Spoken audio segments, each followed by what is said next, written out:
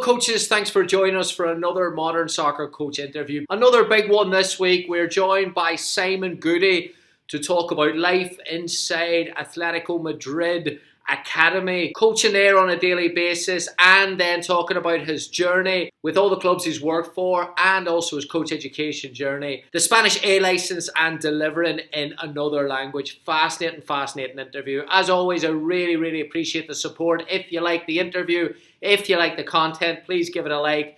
Please subscribe. We've got another video coming very soon with a session booklet on the way. So make sure you don't miss that. Give this a subscribe so you don't miss any more content. Thank you so much for the support. Here is Simon. Enjoy.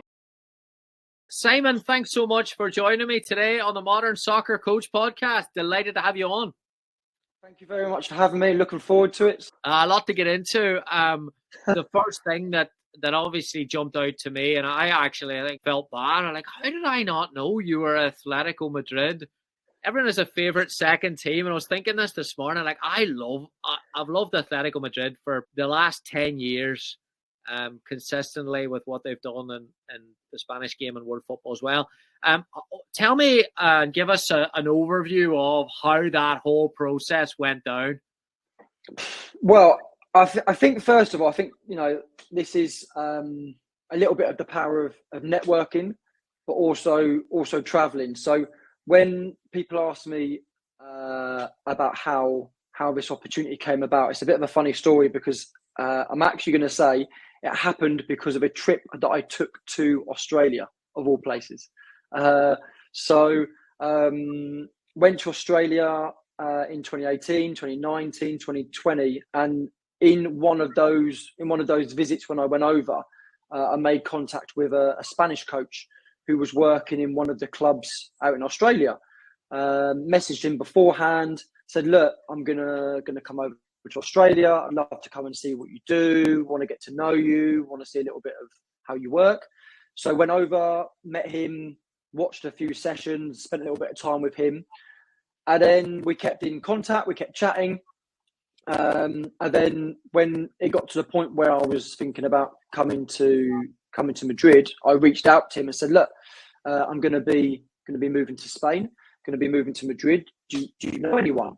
So he put me in contact with a coach who works at Real. I was then chatting to him for a while, and then must have been a year down the line, he randomly passed on my contact details to one of his friends, who is now my boss at Atleti. They then got in contact with me and said, we hear you're in Madrid. We'd like to have a chat with you. So then had a sort of interview chat with them. And I can remember one of the first things my boss now said to me was like, "Do you want to do the interview in English or in Spanish?" And I'd been in the country for about a year, I think at that point, half a year. So I went for Spanish, did it in Spanish. It was pretty basic, but I managed to do most of it in Spanish. And then he said, "Look, absolute credit to you for doing it in Spanish. Your Spanish isn't quite ready yet, but we'll keep in contact and, we'll see how you get on from there." Kept in contact over the next year. And then he was like, "Look, okay, I think your Spanish is good enough." And then happened so that on my birthday, they offered me a job. So basically, because of a trip to Australia, effectively answers that question. Wow, what a story. Amazing. I mean, it's interesting that was his first, the piece, obviously the networking piece and putting yourself out there and going to Australia, meeting people. We'll get into that and the power of that there. We'll get into that in the podcast. What I'm interested of is that piece of where he was testing the language. He obviously respected the fact that you did it in Spanish, but was there, do you think there was a piece where he's like, "Listen, you've got to be at a certain level here in order to communicate your points"? Yeah, for sure. I mean, when they reached out and said, "Look, we want to chat to you and get to know you a little bit more and talk about opportunities." Obviously, I'm in Spain.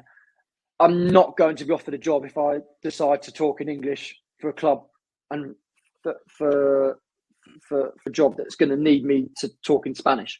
So I was like, well, this is quite an easy decision to make. Well, let's go for it in Spanish, and we see where we get to. And it was good. It was nice to have that experience, chuck yourself sort of into that sort of position. Obviously, I wasn't successful in that moment. I knew my level was very, very basic, but the coaching here is all done in Spanish, obviously. So if your Spanish isn't at a, especially as a foreigner, it's got to be half decent. Otherwise, you've got no chance. Staying on the language piece, then, when you started the job and you mentioned you got the job on your birthday and happy days, full steam ahead. When you went in, you obviously like there's still a progression in your language and being confident in it. Did you find that change anything about when you're on the pitch and coaching, and was there anything that you went through in that process to get more confident? You need to suffer, really. There's no easy way to flower it up, if you like. I'd already done some coaching before I started with Atleti, so this is now going into my 4th year here in Spain.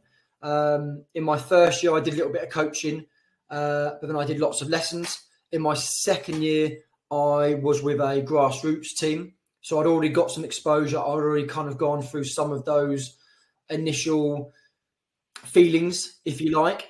And then in my 3rd year, that's when I started with Atleti. And I guess nothing can really prepare you for, those first sessions or those first weeks being at a club, as big as Atleti and doing it in a foreign language. So, I'd be lying to say if the first part of the season wasn't difficult, from September until we had the Christmas break, it was really challenging. Many times I went home never wanting to leave, like never wanting to quit and give up, because it's just not in my nature. But there were times I got home and were like, okay, that was tough. That was complicated. And there were some times I came home and I was like, okay, fantastic. It felt really good to be able to come out from a session using that language and it have an effect, and you've been able to actually communicate what you want to do from a football technical perspective in that second language. So there were definitely some challenging days and some really proud days. I can only imagine how difficult it is, but also that coming out of it, that boost where you must be, the competence piece and the confidence, like you must feel like $1 million sometimes. The feeling of working at a club at that magnitude, delivering work in a different language, must make you feel pretty good, when you're driving home at night. Yeah, I feel better now than I did. And obviously, this is my 2nd year at the club. I feel really fortunate to be in such a huge organisation, such a huge club, to be working in football, to be coaching, but also then doing that in a second language, and to come out of last season and to go into this season, I definitely feel much more confident this season than I did last season. I feel my delivery is better. My communication is better. I feel a lot more comfortable and confident with the language. Obviously, it's time. You need to go through those difficult moments. And I know we'll probably touch on this at some point, but doing the A license here at the moment as well has been another aspect that has really challenged my language in many different ways, and seeing moments and reflecting on moments of video and evidence gives you confidence to see, but it takes time. You're going to make lots of errors. I've made lots of errors in my communication to players, and there are moments, and you can talk about this from a little bit of an education perspective and a teacher perspective. Is like when you were at school and you had a cover teacher. If you had a cover teacher and they weren't completely fluid with the subject, you knew as a student, well, hang on a minute, something's a little bit off here, or a little bit funny here. So people are a little bit different. And there were times, especially when I was just not fully confident with the language, and I'm trying to explain stuff with the players, and you can see in the corner of your eyes that some of them are a little bit like, obviously you say something in Spanish a little bit different to a native, and they're a little bit like, you can see in the corner, they're a little bit like kids are kids, and they're like, try not to laugh because you say something a little bit strange, or so those things you have to work through and you have to get through, because those, if you let it affect you too much, it will really knock your confidence. First off, a lot of fascination with the Spanish model, a lot of stereotypes and generalizations about the way they develop players, particularly from a North American audience, where we do have an inferiority complex, I believe, with youth development. But then also from a perspective of, there's a lot of generalizations with the development process in England as well. Yeah. Having experienced both of those, give us an overview, if you can, of how are they different, the models in those two countries? Yeah, I think here the biggest focuses of football here in Spain is the technical aspects and the tactical aspects. Socially, it's ingrained here in Spain that kind of, it's just a given that the players are very good socially. I think that's in the culture of Spain, that the players are really confident, really good with each other, really competitive in some of those aspects from a cultural perspective. But the focus really here in Spain is, technical excellence, technical level, and then the tactical understanding, which happens from a really, really young age. There's aspects of practices that you see at really young ages here in Spain that you would probably, from an outside looking in, think, well, hang on a minute, that's not something that we should be doing just yet. But here it's done. And I think you can see that in a senior level, how good the technical and the tactical level is of football from a Spanish perspective is. Where I think in comparison to England, for example, it's obviously getting better. That aspect is much better than it was. But traditionally, the physical side, for example, in England has always been really important. We've always wanted to improve players technically and tactically, etc. But the physical side has always been much more apparent in teams. This player's big, physical, strong, well, they're gonna play. Here it's a little bit different, and I think a little bit in America. I've spent not very long in America. I've spent a little bit of time in America, but that would also be a little bit, because so many coaches have gone to America from England. That style is probably transferred a little bit over there, and I think that's the difference for me that I see in Spain, is technical and tactical is at the forefront of everything. That social piece is interesting that you referenced. You referenced it as that's a part that's ingrained, or it's in their society. Are you talking there about the way they are with each other, or more of a psychology of the way they approach training and the way they work? Yeah, I think it's a little bit of everything. The players are very social with each other. There's a big aspect of that from a cultural perspective, but also within that, there are a lot of tournaments here in Spain. There's regular tournaments, and there is a big mentality on winning. There's a massive mentality on winning. There's lots of opportunities to win. Obviously, we have a league structure here. All the players, parents are really into that. I've been to different tournaments throughout the years here, especially grassroots, and there are parents with drums, flags. It is a proper carnival atmosphere for tournaments. It is really very, very passionate, very motivated, and there is a huge focus on winning. It is really driven with a lot of that. Not always. I mean, from an English perspective, or from an England perspective, we don't quite have that drilled into us. So that was something that when I came here and go through some of that, and I'm seeing some players, when I was with my grassroots team here, go to games and tournaments, and there are kids who are crying at the end of games because they've lost. It's like, wow, okay, that is, I don't take it quite as much as that, but yeah, that is a huge factor here.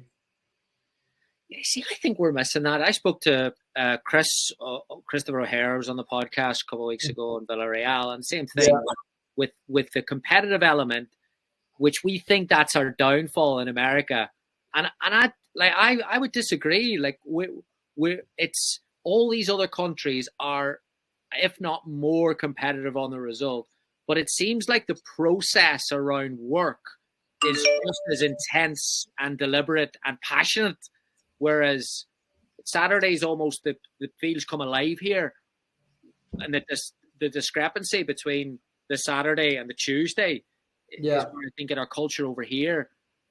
I mean, how would you describe a Tuesday night, a rainy Tuesday night in Madrid? Like, what? No, it's competitive. Yeah. It's very competitive. Every session there is a huge intent from us as coaches to drive sessions, to get the best out of players, and for them to try and be the best they can be. The intensity that we ask of players is really high. And I also personally agree with that model, even from previous work in England. And one of my biggest things was when I was at Southampton. We had a technical director at Saints that was really, really intense with that, and really trying to drive sessions, really driving the intensity, because then you arrive at a match day and it's similar. It's not the intensity on a Tuesday or a Wednesday or a Thursday is 50%, and then you arrive to a match day and it's like, well, now we need to be 100%. It needs to be almost, in some senses, that the sessions are harder than the game, because if you get to the game and it's a little bit easier and you feel a bit more comfortable, maybe you're going to perform better. So, yeah, I think those aspects for training and the intensity and the quality that we expect from the players is very high. This is great. So a lot of coaches will probably be a little bit surprised by that intensity and quality being really, really high. And sometimes with, again, a generalization, the Rondo generalization that is often misinterpreted is that a Rondo will slow it down, 4v2, it goes where players get casual. What are some ways that you would say that you can actually you can tick both boxes there? Well, I think, in terms of numbers, how you create those overloads, how you change the rules, the space, the size of the area, the numbers, as I said, but then also make it competitive. We have things within the club where certain players will have to take the equipment back to the equipment room, and how that is determined will be done based on some tasks, or sometimes if players are late to sessions, you can determine that, and trying to find non-physical sort of forfeits, if you like, to try and also drive some of those. But I think you as a coach, so much energy and enthusiasm and standards have to come from you. You're the one that sets a lot of that, and I think you have to be in there with the players, demanding that level of work. And I think if you do that, the players respond to that. The quality goes up, the speed goes up, the standards go up, the touches, repetition, all of that. Then the outcomes from all of those bits of effort, then you see the progress. Hello, coaches. Just a quick break here to say thank you so much for all the support. Our recent Modern Soccer Coach Football Analysis Boot Camp that we are doing throughout January and early February has sold out very, very quickly. So we appreciate all the support with that there. If you are a coach that's planning for the new year with the session plans and game models and analysis processes and different types of frameworks, please check out modernsoccercoach.com. We've got a ton of new resources. We've just released a couple of new ebooks. We're going to continue putting out free resources as well. So if you want to keep updated with all those resources, please make sure you subscribe to the page so you can get those updates. And please check out modernsoccercoach.com/shop for all the resources there. Thanks again for all the support and best of luck for 2024. Going back to the social piece and kind of linking that there to the tactical, Atletico have made a pretty rich history of maybe overachieving by financial terms, but definitely competing at higher than many anticipated. With this intensity and this identity, this collective approach that Simeone, I would say, without understanding it really well, seems to be, hey, it's all in, one for all, this mentality. Is that collectiveness, is that, when you're comparing to English models, sometimes difficult from a development standpoint to coach collectivity and mentality? Is there work at the club that's pointed in that direction? I think maybe not necessarily towards the manager. I mean, in some aspects, from a club perspective, we obviously have some room within certain systems and formations, if you like. I think in some aspects, the preference would be for us to play 4-4-2. I know the first team is not currently playing a 4-4-2 at the moment, but it has done previously.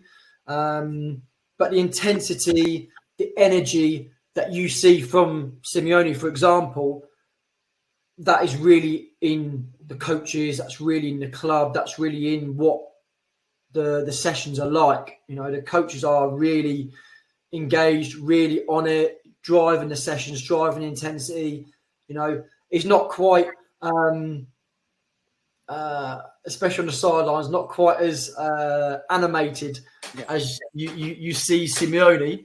But traditionally, football here and the Spanish are really involved, not quite emotional, but there is some elements of that where the passion here is really strong.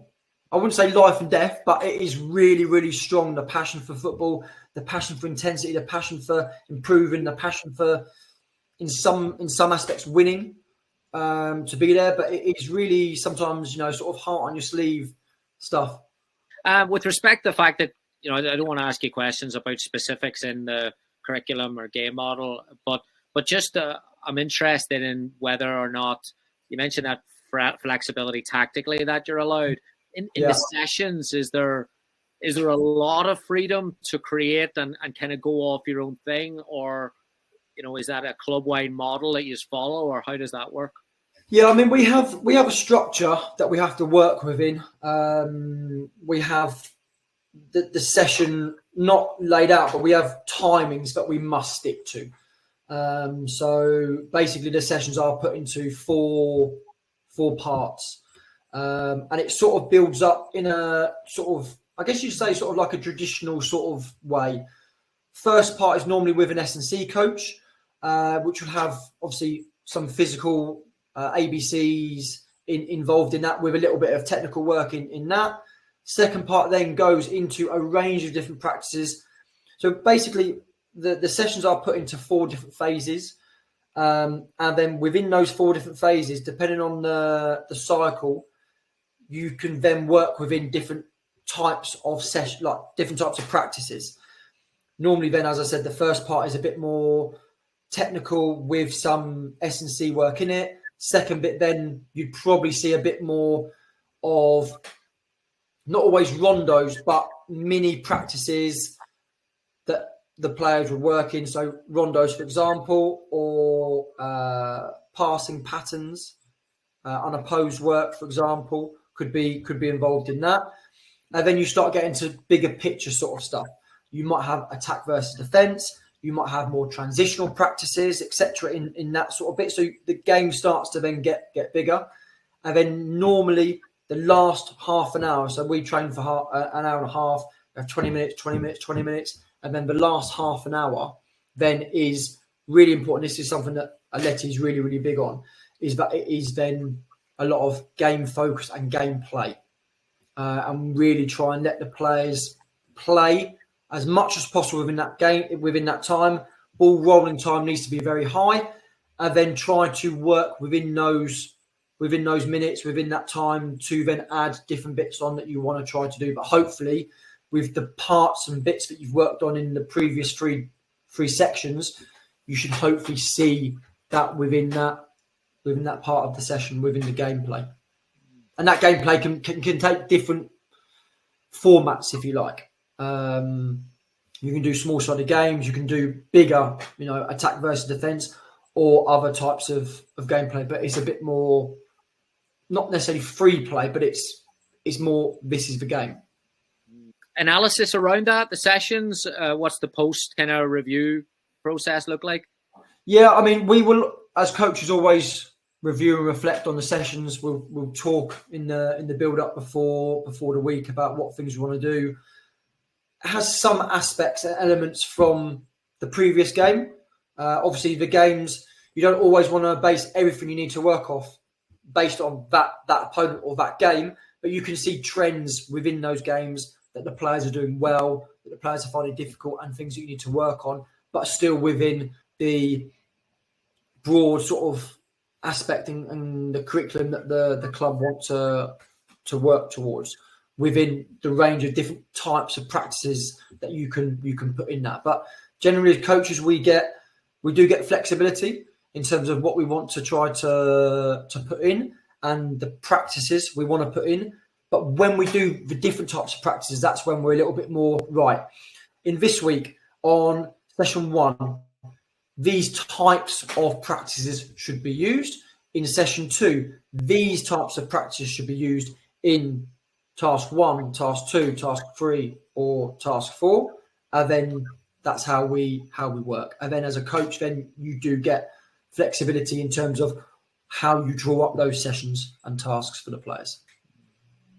How much have you changed as a coach, like in terms of your philosophy or focusing on different things, or what's that look like over the last 18 months, 24 months? Yeah, it's been interesting. I think I've had not the luxury, but the luck, I guess, a little bit, to have been able to be in some big clubs and some different clubs. And I think in each of those clubs, you take experiences from those clubs' curriculums, the types of practices and sessions that they do, when they want them to be, and obviously that evolves. And I think my coaching, especially before I came to Spain, when I was at Saints, was really, really powerful for me. And coming to Atleti has been really, really insightful. And I think naturally, as a coach, you try and take the best bits from all of your experiences that you've gained. And I think sometimes you can look at it 2 different ways. You can say, well, there's a coach that's been at one club for 20 years, or you've got another coach that's been at 5 clubs within the 20 years. And people can take different perceptions of that. And you go, well, this coach has been there 20 years. That's brilliant. They show longevity, et cetera, and it's great.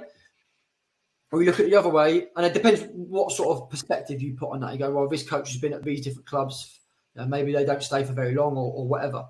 When you look at a coach, and this is the way I kind of look at it, and you've been at a coach, you've been at some clubs for 3, 4 years, 5 years, you've got a really good understanding of that methodology, but then you've got an understanding of 4 or 5 different clubs and how they work. And I think then you as a coach and your experiences are much more broader, unless you've been in one club and the methodology's changed every 3, 4 years. But I take my experience as a really, really positive thing for me personally, because I've seen so many different types of ways of working, which then informs me as an individual in terms of, okay, I like those bits I'm not sure about, I need to reflect on that a bit more, and those bits I don't really like. And then as a coach, as a person, you then try and reflect on that and think, okay, when you're in big clubs, you generally are not told, but you kind of need to go in a certain way. If at one point then you go to another club where you have more flexibility, well, you've got all those experiences to pull from, and then that's when you can really go, right, these are the amazing things I've learned. from these different clubs, and you push on. And I think from what I've taken so far from being here in Spain and Atleti is, has been fantastic. Especially, as I said to you before, that technical perspective, that tactical perspective for me is something I still marvel about from a Spanish perspective. I just love it.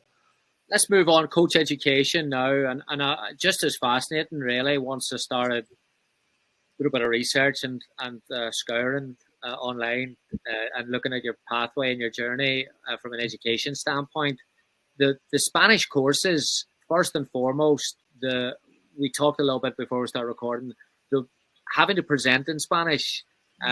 Before we get into that, the presentations, and I know you've got a good story about how they kind of threw a couple of curveballs, but before we get into that, what another broad question, like what are the big differences in Spanish coach education philosophy and English FA philosophy? I can't comment on the A license or the pro license in England because obviously I've not done them, and one of the reasons why I came to Spain was because I thought there was more possibility to do that. I did my UEFA B license in England for 17 years ago. So many moons have passed since I'd done my UEFA B.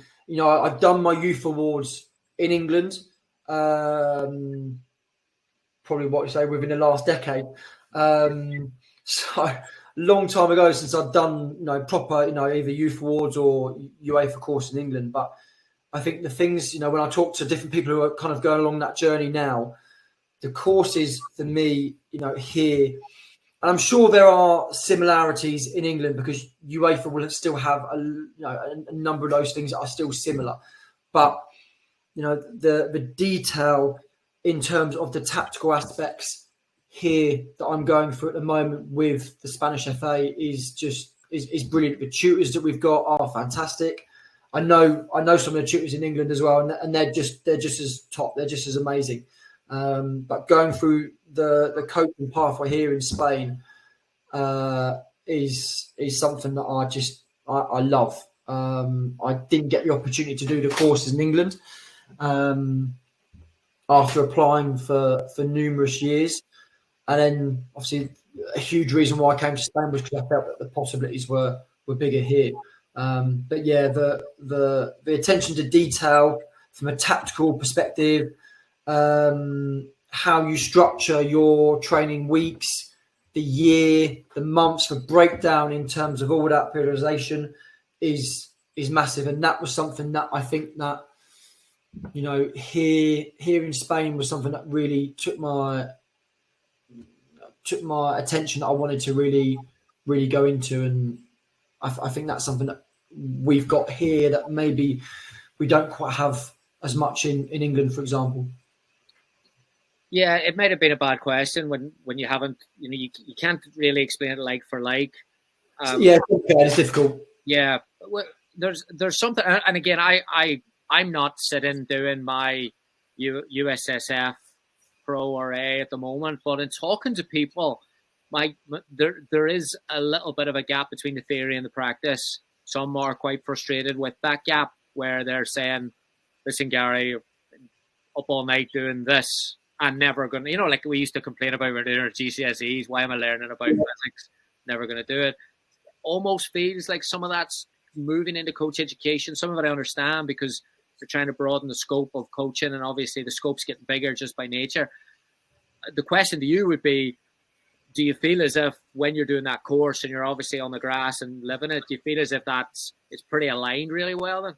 Yeah, I mean the A license here has been really good for preparing me, for progressing me in terms of what I'm doing right now, but also preparing me for the next possible steps in my career. It covers all areas of the game: psychological, the diet for players, how you structure sessions, how you break those sessions down in terms of the different aspects from technical, tactical, physical, psychological, social, all of those aspects that you would imagine.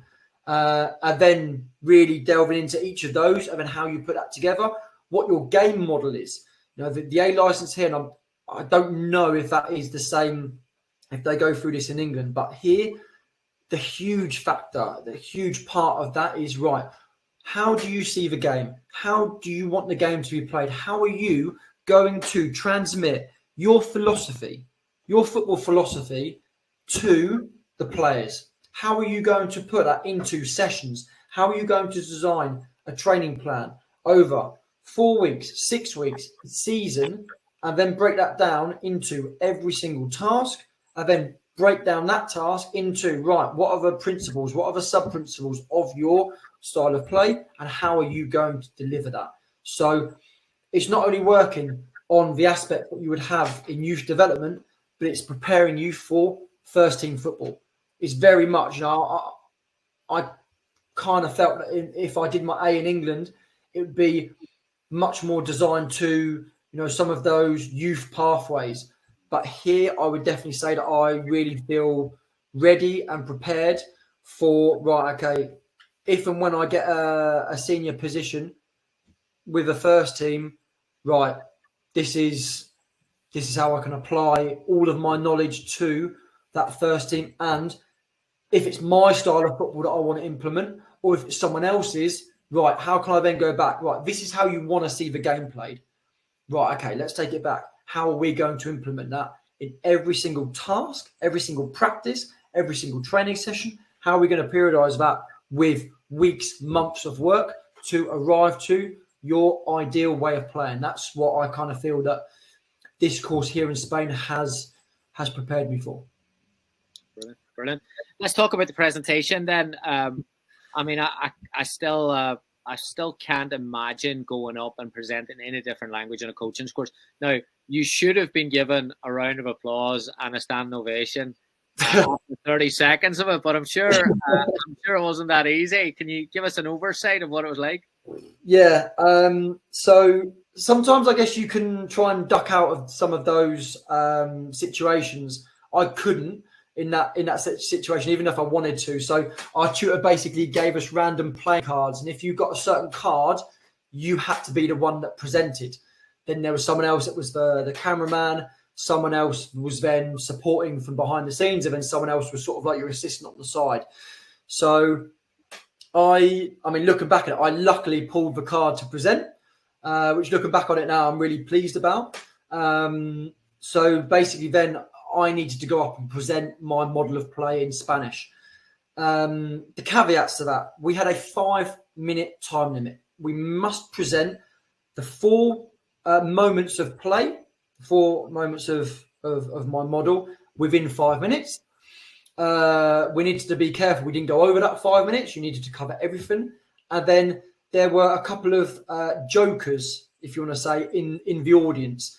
Now, those jokers were purposely told before each presentation, and there was only 4 of us that actually had to present. So I was one of 4 people that pulled the lucky card, if you like, to present.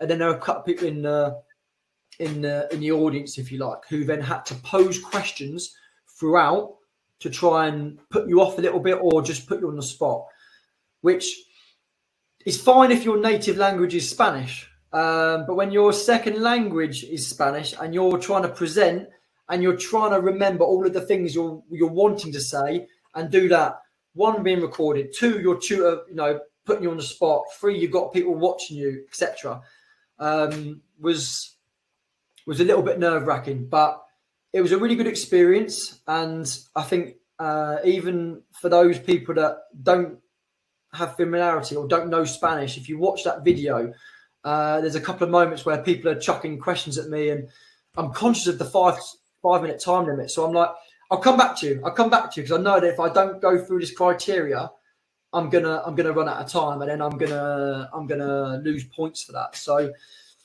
yeah, that was a fascinating experience. One that was you just sort of get in that. I was just like, right, this is what I need to do. This is what I need to talk about. And obviously, I've got some little prompts that I had on the board behind me, which I could just utilize a little bit just to help me remember a little bit to start me off on some bits. But yeah, that was a cracking experience, to be honest. I see. I love that. I love that. Like I do. I would say that's definitely outside your comfort zone, and a lot of things today. Like what my one, I suppose, criticism of coach education today is that are we approaching the work as the you see people saying I had this up till 2 a.m. and I was pushed out of my comfort zone and all that but that's work. Like you're talking about, it's not the work that was the comfort zone. It was the situation of trying to deal with bullets flying when you're presenting the work. Yeah, I mean, to look back on that, and when I didn't think about it in the moment. I didn't think about it before. They just said, "Well, we're going to have to record you because you have to submit this video as a group." So I had to present for my group, and it got uploaded for us. But I didn't really think about it before, and then I just thought, well, this is quite a cool experience. This is quite a unique thing that I've done. It's one that I'm quite proud about, and I'm a big lover of trying to show people that there are opportunities and pathways for people. And I think, we need people to showcase themselves, going out of their comfort zone and taking leaps forward. And I just thought, well, I might as well just stick it on Twitter and just show people the crazy things that you have to do sometimes. And I mean, really grateful for the Twitter community, because a lot of the responses and feedback that I got from that presentation was really, really nice. So yeah, it meant a lot to me, a lot of the comments and the feedback. And yeah, it's definitely something that in my process of being here that I kind of look back on and can be super proud of. So yeah, it was a good decision to do in the end. Brilliant.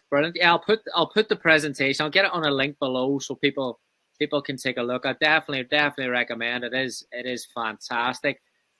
Also on your Twitter page, now you speak of that, you've pinned a tweet that kind of describes your application process and the challenges you had getting on Scottish and English FA courses.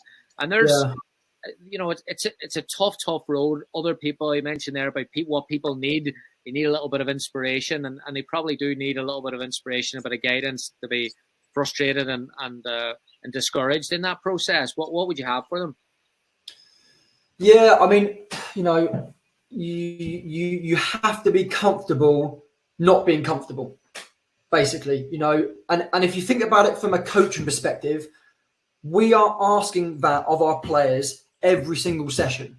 So if we are asking that of our players, we have to also, we have that capability within ourselves to be able to do exactly the same. But because we get older, we like being in our comfort zone more, I think. So I think, you've got to just change that approach a little bit and go, right, do you know what? There's going to be benefits of this, and, go through it. And I think if someone is looking to go abroad, for example, and look to do a course, and if it is to be in a second language, if you have the ability to try and learn some of that language before you go abroad, fantastic. Then it's a case of, right, okay, if you are going to move abroad. So in my thought process before I came here, it was like, right, okay, first of all, I need to work. I need to be able to afford to be here. So thankfully, I'm a qualified teacher. That was one of the things that I decided really early, that I like going abroad. I like exploring. I like, going around the world. So that was something that I was like, well, if I'm a teacher, I have that vehicle that can help me go to some of these places and obtain visas, etc. And then I was like, well, obviously then come to Spain, really work hard at the language, put yourself in that situation where you can try and get yourself on the course. And then you put yourself in that situation, you go through the tough times, and you see the fruits of your labour after many, many years. But if you want to go abroad, think about how you are going to get yourself there. What is it that you need to do to be able to be there? And teaching, I guess, was my vehicle that I have been able to use, that has taken me to a really good British school here in Madrid. I've got a really good role, really good place of work, and I can do my football on the side like I did in England. I was teaching, I was coaching. That a lot of people have gone down that pathway as coaches do. You know, look at Paul Clement. He was an ex-teacher. And, you know, you have a little bit of that pathway. Not everyone's going to be a teacher, but it's a case of finding something that can help take you to that country where you wanna try to develop yourself further. What are Spanish people? What are they fascinated about from the British culture or the English game? I think, you know, some of the things that we have in England that is great is just the standard of football. It's football 24/7 in England, always on. The Christmas period, you know, the Spanish absolutely love seeing all the games over the Christmas period because obviously there's a break here. You know, the intensity of games, and you know, the Premier League is not the best league in the world, because I think it's tough to say that, because you know, some of the other leagues, the Spanish league, the German league, Italy, you know, France, really good teams compete at a really good level. But you know, in England, you know, from here, so many top players that are currently playing in England that are just so famous, and you know, you can talk to anyone. I think Man City is probably a little bit like Arsenal, some of the most talked about teams, especially because they've got Spanish managers, a lot of Spanish players. So that link between England and here in Spain is really fresh. So everyone's quite, especially from a Spanish perspective, really interested in how they get on. And obviously, Pep's had a lot of success over the past few years, especially with quite a high number of Spanish players. So that helps. You mentioned there about coaches and comfort zones, and a lot of it might be in continuing education. And coaches, the soccer community, from talking other sports, they do a good job of, you know, people have their fans first and foremost, they have an interest in the game, they want to get better, etc., etc. But maybe COVID has made that a bit easier. When you're talking about going away and you're talking about maybe taking a fresh challenge, what do you think the value is of going to trips, club visits, trying to set that on your calendar? Is there value in it? No, 100%. You know,